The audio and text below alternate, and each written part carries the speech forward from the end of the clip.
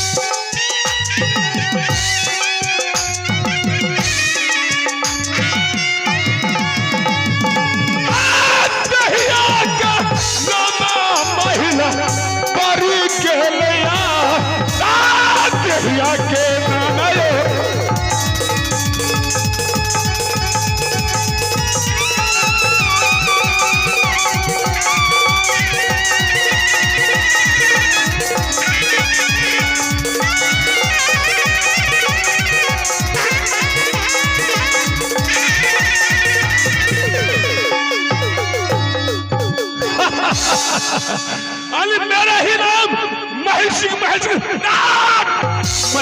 पड़ता है। 56 छुरी 72 पेंच बीजागारी पटकाट। दोस्तों मुझे 3 बहन है सबसे बड़े बहन जो राज मोहब्बा में पड़ता है उसका नाम सती देवला पड़ता है। उसे 2 पुत्र है, बड़े का नाम है अल्लाह सिंह और छोटे नाम रुदल सिंह पड़ता है। और उससे छोटी बहन जो राज कलिंजर में रहता है उसका नाम सत्य महला पड़ता है। उसे 1 पुत्र है और 1 पुत्री है। पुत्र का नाम है ब्रह्मा कुमार और पुत्री का नाम है सती चंद्रा। और सबसे छोटी बहन जो किला शीर्षा में रहता है जिसका नाम सती चंद्रला पड़ता है, उसे भी 2 पुत्र है। बड़े का नाम है मलखान सिंह और छोटे का नाम है सुलखान सिंह। लेकिन दोस्तों अफसोस की बात है यह है कि रुदल सिंह और अल्लाह मेरा शाखा भगना है, लेकिन रुद्रा इतना हरामी है, इतना कुत्ता कमीना है वो कि कहना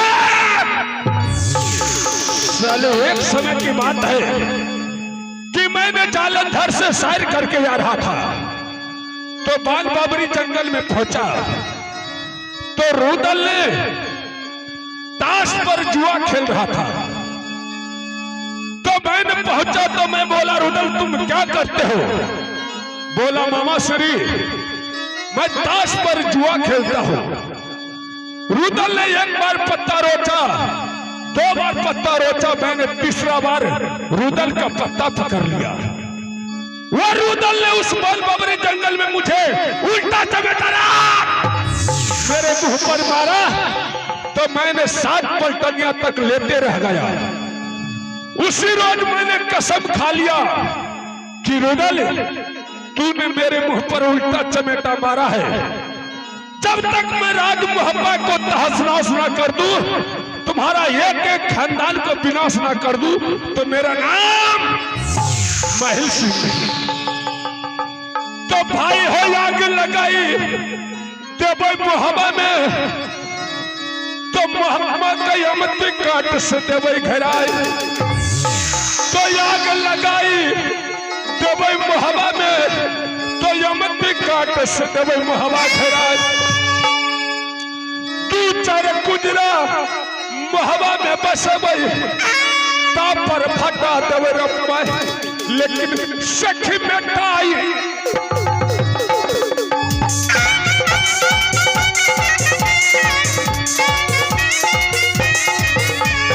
भैया हो सुनवा सभा हो भगवान, लेकिन बिगड़ा बेटा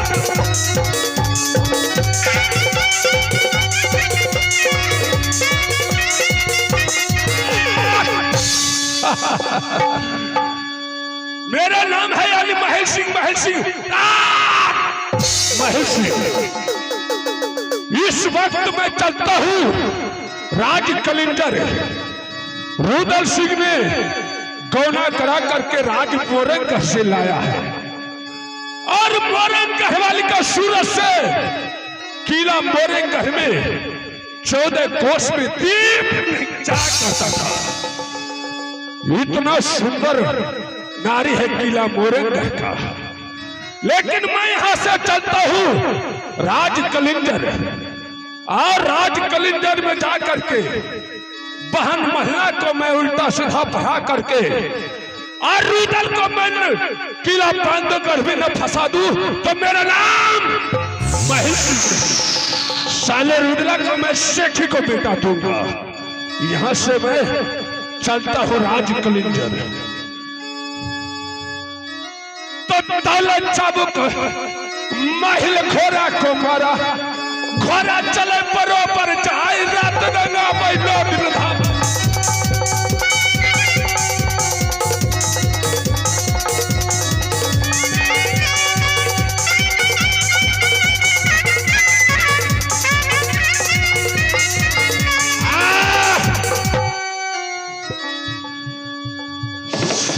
तो सोच की बात है।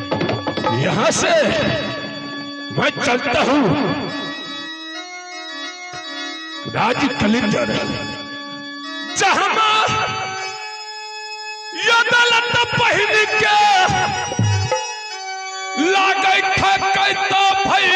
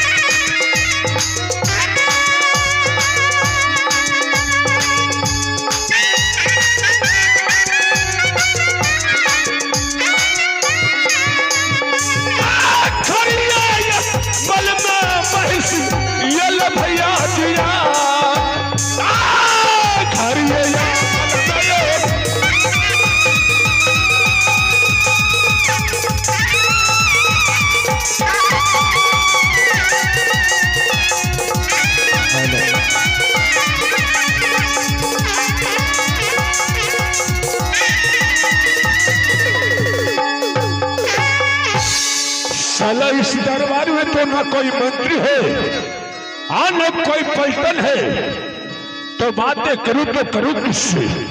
क्या इस दरबार में कोई मंत्री है रे? साला